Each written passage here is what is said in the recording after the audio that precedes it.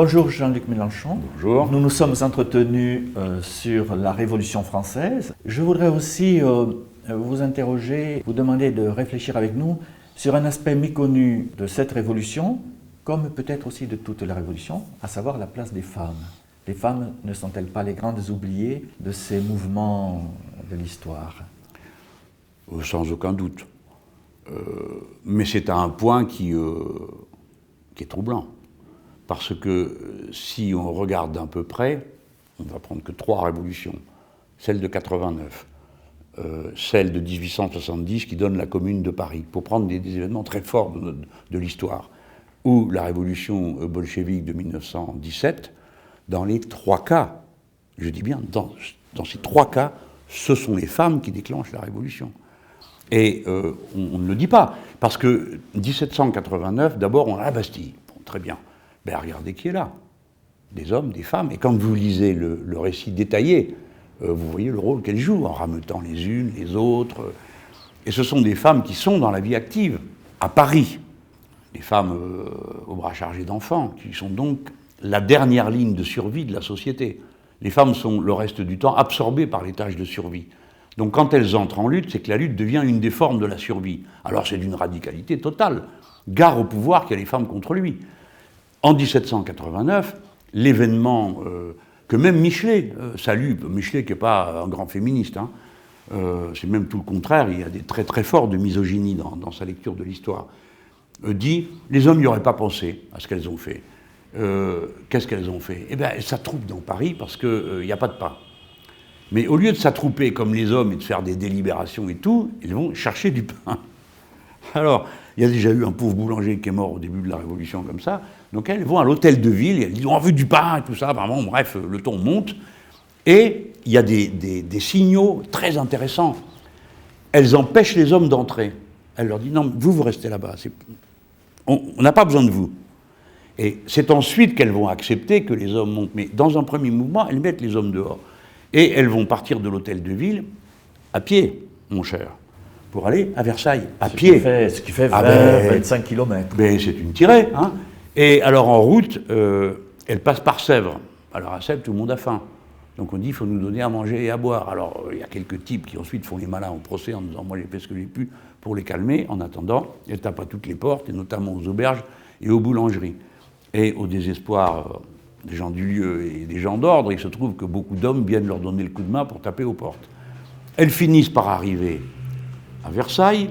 Là, on leur dit... On est en octobre, le 5 octobre. Oui, 5 octobre 1789. Entre-temps, la cherté des vivres est toujours là. Entre-temps, le roi n'a pas voulu reconnaître l'abolition des privilèges, entre autres. Et les gens ont l'impression que la révolution patine, qu'on parle mais qu'on ne fait rien. Ça, c'est le point de vue de la radicalité concrète des femmes. Du point de vue de leur vie, il n'y a rien de changé. Elles vont donc là-bas, et on les amène à l'Assemblée nationale. Alors, elles disent, on va toutes rentrer. Ah non, on leur dit, ça, c'est pas possible. Tout le monde ne rentre pas là-dedans, il n'y en aura que 6. Ah ben non, 12, non, 19, enfin bref. Une discussion pour savoir combien de monde va rentrer là-dedans. À la fin, pour finir, toutes sortes de gens rentrent et s'assoient sur les bancs avec les députés.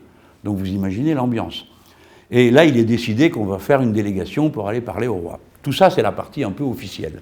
Pendant ce temps-là, toutes les autres, en réalité, vont finir par donner l'assaut à Versailles. Et ça, il faut en comprendre le caractère terrible. Personne n'a osé faire ça depuis 1780, depuis le début de la Révolution. On s'en est pris au symbole. Mais la Bastille, c'est une forteresse dans Paris, c'est un symbole royal, mais l'histoire est plus compliquée. Beaucoup de gens voulaient déjà la démolir. Enfin, les barrières de Paris ont sauté, c'est l'impôt, mais c'est pas le roi. Là, c'est le roi, c'est son palais, c'est sa maison. Et elles vont envahir le palais. Alors, au début, elles se font ouvrir les portes en comptant sur la naïveté des gardes, qu'elles allument, on va dire, en quelque sorte. Et puis, les types font l'erreur d'ouvrir, alors, pouf, elles passent. Il y en a un qui va mourir, d'ailleurs, parce qu'il était un peu arrogant, il prétendait menacer les gens, donc il est mort. Son cheval est tué. Les gens qui sont là le mangent. Tout ça, c'est produit, hein, là-bas à Versailles. Le roi était à la chasse, il revient, on lui annonce que le peuple est dans le palais, elles sont rentrées et elles coursent Marie-Antoinette jusque dans ses appartements, où Marie-Antoinette sort en dernière limite de sa chambre, les gardes se mettent en rang, ça se passe mal, hein. Pour finir, bon, tout ça se calme un peu, on refait refluer les gens, le roi est revenu, et dès qu'ils apparaissent à la fenêtre, les gens crient « le roi à Paris ». Et alors, on pourrait dire que c'est une foule de femmes complètement exaltées. Non, elles sont très malines. Il faut voir les réponses qu'elles font.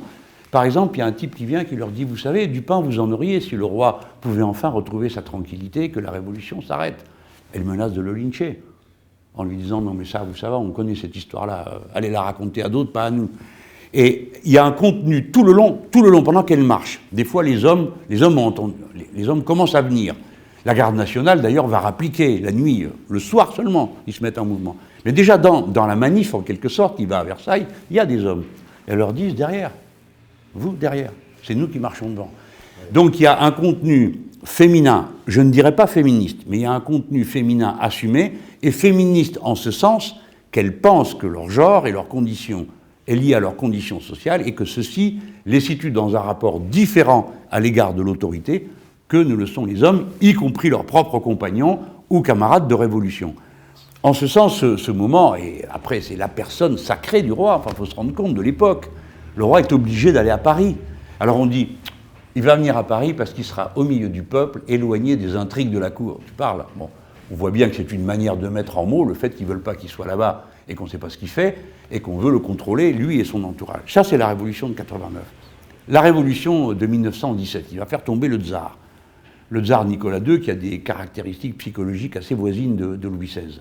Un homme indécis, que le métier n'intéresse pas trop, et qui vit dans un monde qui n'existe plus, un monde mental qui lui fait tout trouver stupéfiant. Et c'est la journée des femmes qui démarre. Alors les femmes décident de faire une manifestation. Voilà. Elles font la journée des femmes.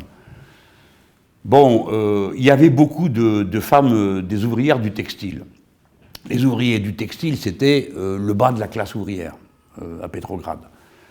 Les gens que même les autres trouvaient bizarres, habillés bizarrement. Il y avait déjà une agitation féminine chez les ouvrières du textile parce qu'elles avaient inventé un truc assez curieux pour humilier les contremaîtres qui les opprimaient. Elles en capturaient de temps à autre et elles les trimballaient dans une brouette pour les humilier. On va retrouver un écho très lointain de la moquerie comme manière de destituer le pouvoir masculin avec, dans les années 70 en France, les chatouilleuses à Mayotte. Ce sont les femmes chatouillées les partisans de l'indépendance pour les ridiculiser. Donc, je reviens à cette journée de 1917. Bon, premier jour, ok, d'accord, c'est les femmes, Tisserand, etc. Les partis ne sont pas trop d'accord. Exactement comme la marche à Versailles. Ils n'étaient pas d'accord. Les principaux personnages disaient, bon, qu'est-ce que c'est cette histoire? Ça va trop loin. Il y a l'Assemblée nationale qui est là. Bon. Pareil pour octobre 1917, pour mars 1917, le début février, la Révolution. Les partis politiques, bolcheviques, mencheviques, socialistes, révolutionnaires, vraiment, est-ce que c'est le moment d'aller faire une manif? On est en pleine guerre. Est-ce que vraiment, c'est pas une provocation qui va se retourner contre nous? Bon, très bien, la journée est finie. Le lendemain, elles reviennent. Avant, elles ont été voir les ouvriers des usines Poutilov, qui avaient été fermées, il y a une sorte de chômage technique, pour qu'ils viennent aussi. Alors là, le deuxième jour, là, le ton monte, y compris côté gauche. Hein. On leur dit, bon, ça va, on a compris. Vous êtes en train de vous livrer à une provocation, ça va mal tourner pour tout le monde. Et côté du tsar, les choses aussi commencent à monter. On envoie les Cosaques. Et le troisième jour, ça continue. C'est un peu comme notre histoire de Gilets jaunes d'un samedi à l'autre. Alors, tout le monde est stupéfait. Il ne faut pas croire la légende d'après laquelle tout ça est calculé, organisé. Tous les partis politiques sont stupéfaits et disent c'est une bêtise de faire ça. Parce que... alors évidemment, le troisième jour, comme ça fait 2 jours que ça dure, on commence à voir arriver les militants politiques, bolcheviques et mencheviques essentiellement, qui viennent parce que... bon. Et ce jour-là, le système va s'effondrer. Mais ce qui est intéressant, c'est de voir là aussi comment il s'effondre. Exactement comme à Versailles avant. Ce qui s'effondre, c'est la force de maintien de l'ordre. Quand le rapport de force n'en finit plus, parce que vous avez des gens qui manifestent, vous avez une force de répression en face, bon, ben 1 jour, 2 jours, 3 jours, 4 jours, ça dure. Quelqu'un finit par craquer. C'est pas le tsar qui craque. C'est ceux qui sont chargés du maintien de l'ordre. Et ce jour-là, il y en a un qui n'en peut plus et qui dit, ben, puisque c'est comme ça, on tire. Et il sort son revolver. Il n'aurait pas dû. Parce qu'un Cosaque qui est là voit ça et le Cosaque se dit, on ne tire pas sur des femmes.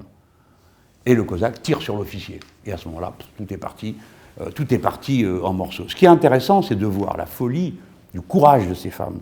J'ai regardé Des gens ont fait des études sur le sujet. Et il y a des états de la morgue, qui on retrouve à la morgue. C'est pareil d'ailleurs pour la Révolution française. Chaque fois qu'il y a des femmes, il y en a tout le temps. Ce sont des petites femmes, elles mesurent 1m50, 1m55. Imaginez-vous que le garrot d'un cheval est plus haut qu'elles. C'est-à-dire quand elles arrivent, elles se jettent dans les pattes des chevaux des Cosaques. Le Cosaque qui est sur le cheval, c'est un homme grand en général, il a un immense chapeau, donc il les surplombe sans doute de 1m70, 2 mètres. Et vous avez ces petites personnes qui s'agrègent pour empêcher la cosaquerie de charger.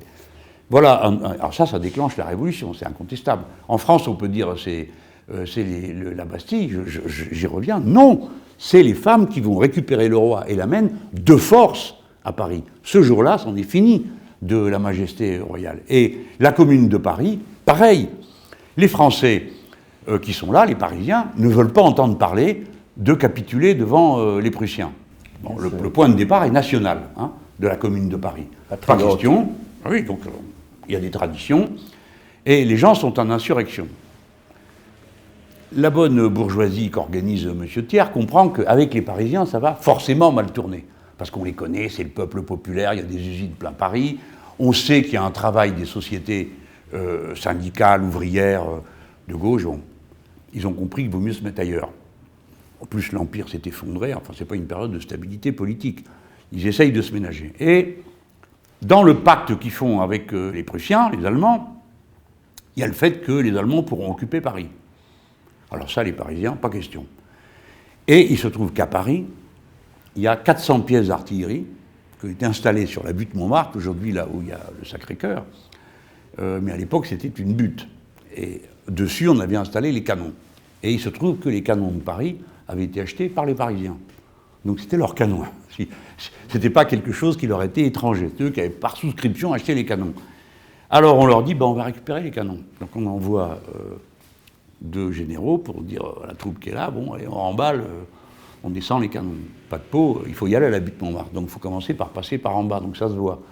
Et donc en bas, il y a le peuple qui est là, et notamment Louise Michel, la grande figure de la Révolution et de la Commune, qui est à la tête d'une société, et les femmes, alors Louise Michel rameute tout le monde, exactement comme dans le mécanisme du départ à Versailles en 1789. Les femmes rameutent tout le monde, et même, à ce moment de Versailles, là, elles obligent les gens à venir. Ça, c'est ce qu'elles ont dit après dans les procès-verbaux. Moi, je n'étais pas au courant, je suis allé comme ça, parce qu'on m'a obligé.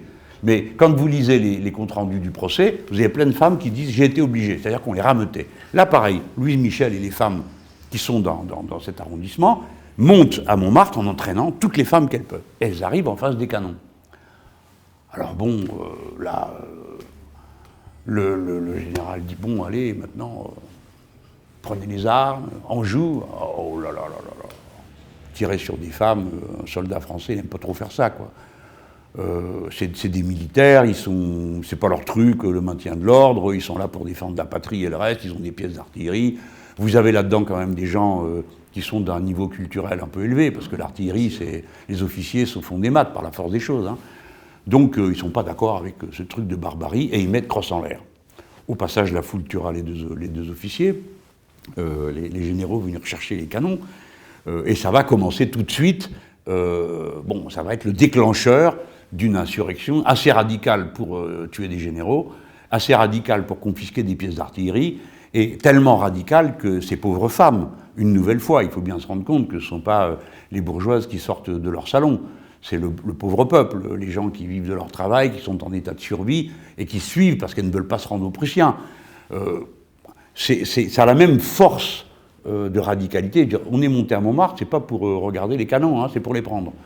Donc, et si vous voulez, ce sont des mouvements populaires qui ne s'arrêtent pas. Mais les 3 exemples que je viens de vous donner, ce sont des exemples de révolution déclenchées par les femmes. Et ça a un sens genré et social. Si on voit la Commune, par exemple, on voit que les femmes, ensuite, disparaissent du paysage. Souvent, à la Révolution de 1917, pareil. C'est pareil. Vous avez des femmes pendant toute la prise de la Bastille, des femmes pendant toute la lutte sur les barricades. Vous avez la figure, pour moi, magnifique de Pauline Léon, parce que dans les femmes, le genre n'efface pas la classe, hein, à ce moment-là. Et Olympe de Gouges fait une déclaration très émouvante sur les droits des femmes, mais Olympe de Gouges, à la fin, se propose comme avocat pour Capet, pour Louis XVI. Bon, c'est pas notre monde. Tandis que Pauline Léon, alors évidemment, elle se colle la pancarte enragée. Hein. Pauline Léon, donc. Alors c'est une femme extraordinaire, elle crée le club des citoyennes révolutionnaires républicaines. Et elle décide, les femmes qui sont là, elles tiennent des réunions, tout ça. En 1793. Oui, elles sont bien radicales. Elles décident que, d'abord, toutes les femmes devraient porter la cocarde. Bon, on leur dit, vous exagérez. Non, toutes les femmes. Et puis, les femmes doivent pouvoir aussi former des bataillons armés. Voilà. Et il se passe quelque chose qui est... Alors, au début, ça se coud fort. Hein. Elles sont plutôt rattachées aux cordeliers qu'aux jacobins. Et à la fraction dite des enragés. Chez les cordeliers, c'est-à-dire... Hébert, Chaumette, les personnages enragés, quoi, qui sont les plus sociaux de la Révolution. Considérés comme des gauchistes, ce qu'à mon avis ils sont, parce que c'est à cause d'eux que Robespierre va être arrêté. Les gens croient que c'est l'extrême droite qui a fait arrêter Robespierre le 9 Thermidor. Non, le président de séance, Claude Derbois étant enragé, Billaud-Varenne est dans la salle, c'est l'extrême gauche qui fait ce jour-là l'erreur terrible de faire arrêter Robespierre, et elle est manipulée par des corrompus. C'est comme ça c'est l'histoire. En attendant, cette Pauline Léon est à ce point spectaculaire qu'il sera fait une sorte de bande dessinée de ce récit des femmes révolutionnaires. Vous l'avez au musée Carnavalet. Et comme vous savez, nous autres Français, les disputes historiques ne s'interrompent jamais. Donc, au fil du temps, quelqu'un est passé et a dit « Mais c'est pas acceptable cette bande dessinée qui fait l'apologie de femmes enragées ». Donc on a coupé les commentaires et on en a remis d'autres qui sont des commentaires réactionnaires. Donc vous avez des images qui représentent des femmes révolutionnaires en train de se réunir, de discuter, de tout ça, et un commentaire qui les dénigre. Alors c'est assez amusant. Mais Pauline Léon, à mes yeux, est la figure la plus importante de l'insurrection féminine populaire. Alors pour elle, ça va très mal se passer, vous avez raison, parce qu'il y a une misogynie qui quand même... traverse absolument les rangs de tout le monde. Ceux qui vont être pour le droit de vote des femmes sont rarissimes. Hein. C'est Condorcet, Robespierre, l'abbé Grégoire, ils sont très peu, très peu.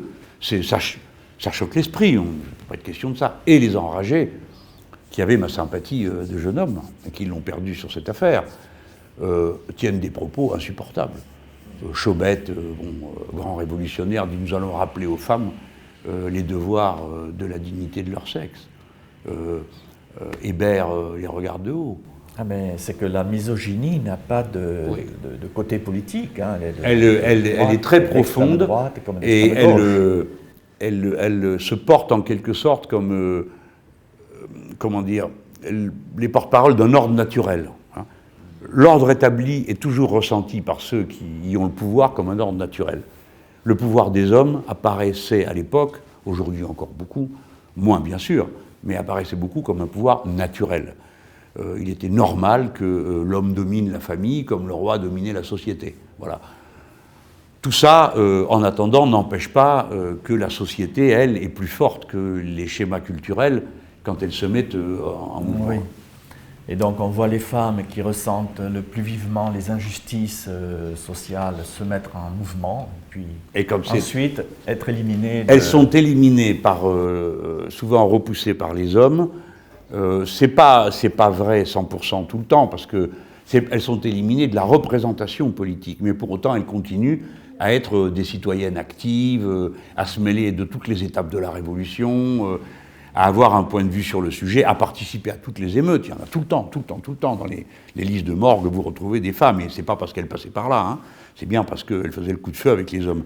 Mais politiquement, en effet, il faudra des siècles pour que les droits politiques soient reconnus. Peut-être alors que dans notre inconscient, nous reconnaissons cette part des femmes dans les mouvements sociaux, puisque c'est Marianne qui dirige la République, et derrière vous, vous avez aussi la figure de la croix, la liberté guidant le peuple. Oui.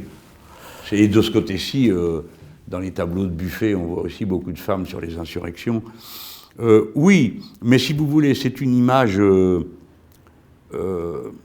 jusque dans le tableau de la croix, qui n'est pas une image autre que paternaliste et misogyne. Dans le tableau de la croix, la liberté est dépoitraillée. On se demande pourquoi elle a besoin d'avoir les seins nus pour accomplir sa mission politique. Tout le tableau présente le peuple dans une une sorte de bestialité. On voit au premier rang du tableau un homme à moitié nu qui a perdu sa culotte dans la bataille. On se demande ce qu'il pouvait bien faire. On voit un enfant avec des revolvers dont tout le monde dit c'est Gavroche, mais le personnage de Gavroche n'existe pas à l'époque où Delacroix a peint. Et dans les représentations, la femme est toujours convoquée en tant qu'image apaisante ou un peu violente, mais jamais dans un pouvoir politique. Dans le tableau de Delacroix, celui qui exerce le pouvoir, c'est le bourgeois qu'on voit derrière avec son haut de forme et ses revolvers bien rangés. De la même manière, Agulon a montré que dans l'iconographie de représentation de Marianne, nous avons la Marianne, on va caricaturer, mais c'est son propos. La Marianne de gauche, elle a les cheveux en mouvement. Elle est souvent dépoitraillée, on voit ses formes féminines. Bon, ça renvoie au regard que jette sur les femmes révolutionnaires l'ordre établi, qui les vit comme des dépravés, et ça continue aujourd'hui. Dans tous les pays du monde, les femmes, quand elles sont dénigrées, bestialisées, le sont toujours par rapport à leur animalité sexuelle ou supposée telle. Les hommes sont animalisés dans la brutalité, leur agressivité, leur violence. C'est toujours ça qui est mis en scène. Et en attendant, l'image de Marianne, donc pour celle de gauche, c'est comme ça, et celle de droite, je mets des guillemets, parce que tout ça, c'est la Marianne des notaires, celle que vous voyez, les cheveux bien rangés, pas provocante pour un sou. Et entre les deux, vous avez des formes intermédiaires. Et dans la période contemporaine, tout ça se brouille. C'est-à-dire que la période contemporaine est celle de l'égalité civique des femmes. Donc on a moins le penchant de les considérer comme des intruses absolues dans la politique. La révolution en Tunisie n'aurait pas eu lieu sans les femmes. C'est quand elles descendent pour défendre leurs droits et exister politiquement. Parce que c'est ça qu'elles défendent en Tunisie, au moment où elles ont la peur que surgisse après le gouvernement de M. Ben Ali une dictature islamiste. C'est ça dont elles ont peur. Donc, tant qu'elles sont là pour dire ça, vous n'y toucherez pas, les droits personnels des femmes. La révolution n'a pas débuté spécialement avec les femmes. Non, au démarrage, elle est mixte, ne vous y trompez pas. Il y a les aspects non vus de la révolution tunisienne, c'est la vie des quartiers, avec les comités de quartier qui souvent sont pris en main par des femmes. Et puis vous êtes en Tunisie où il y a une tradition, depuis Bourguiba, où les femmes ont été éduquées, diplômées. Disons qu'il y a eu une pratique politique qui a permis ça. Mais c'est leur présence massive qui a été repérée par tous les observateurs, qui me fait dire, moi, aujourd'hui, que quand il n'y a plus de femmes dans les manifestations, tout est perdu. Parce que ça veut dire qu'on va aller aux provocations, et que si elles n'y viennent pas, c'est soit parce que la cause leur paraît entendue, ou non victorieuse, ou excessive dans ses formulations. En attendant, c'est un indicateur très important. Et là, dans l'affaire des Gilets jaunes, voilà, vous parlez des Gilets jaunes. On a beaucoup repéré la présence des femmes sur les ronds-points. Moi, ça m'a beaucoup évoqué les figures de la Révolution de 89, parce que ce sont des femmes, en charge d'enfants dans des situations sociales extrêmement compliquées, ayant des métiers très marqués par la précarité, comme l'étaient toutes ces femmes qui ont fait la marche de Versailles, parce que, vous savez, on a voulu les juger, quand même, ramener le roi de force, ils ont voulu faire un jugement après. Tout le monde a tout laissé tomber en route, parce que ça devenait une histoire plus que suspecte, y compris on voyait des nobles apparaître dans cette marche, on avait raconté que c'était des hommes déguisés en femmes, ce qui n'est pas vrai. Bon, ça tournait mal, le procès tournait mal, donc quelqu'un, je ne sais plus qui, a dit, c'est bon, laisse tomber. Mais il y a quand même les procès-verbaux. Et on voit qui sont les gens qui sont là, c'est vraiment des pauvresses, quoi. Pauvres femmes mais très lucides politiquement, toujours des réponses malines. Des fois, elles se moquent du vocabulaire de leurs inquisiteurs. Elles disent « J'étais dans la modestie que m'impose mon sexe, et si donc j'ai fait ceci et cela, c'est que vraiment on ne pouvait pas faire autrement », ce qui est assez malin, parce qu'elle renvoie à l'accusateur l'imagerie avec laquelle l'accusateur voudrait lui dire « Mais vous n'êtes pas tenu à votre place ». Donc les événements politiques, nous devons retenir cette leçon de l'histoire. Quand les femmes y sont, tout est perdu pour le pouvoir qui les affronte, parce qu'elles ne lâchent pas prise. Très bien, écoutez, je vous remercie, M. Mélenchon. Je pense que par-delà les clivages politiques, militants et autres, notre discussion doit permettre à chacun de réfléchir, se faire sa propre opinion, contester, approuver, enfin... C'est toujours intéressant de l'approfondir pour être mieux préparé quand des événements surviennent, à les comprendre, les analyser avec une profondeur plus grande que l'instantanéité, avec toutes les erreurs que l'instantané peut suggérer comme comportement en réplique.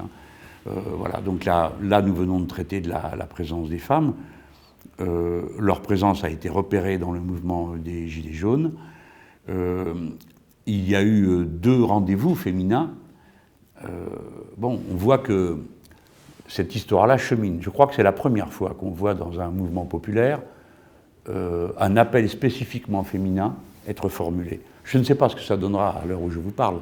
Je ne sais pas quel sera l'impact de ce type d'événement sur le cours général des événements. Mais je l'ai repéré. Je l'ai repéré parce que l'histoire. Et que l'histoire m'enseigne que quand les femmes s'y mettent, c'est qu'on franchit un seuil. Très bien, merci encore pour cet entretien, cette réflexion.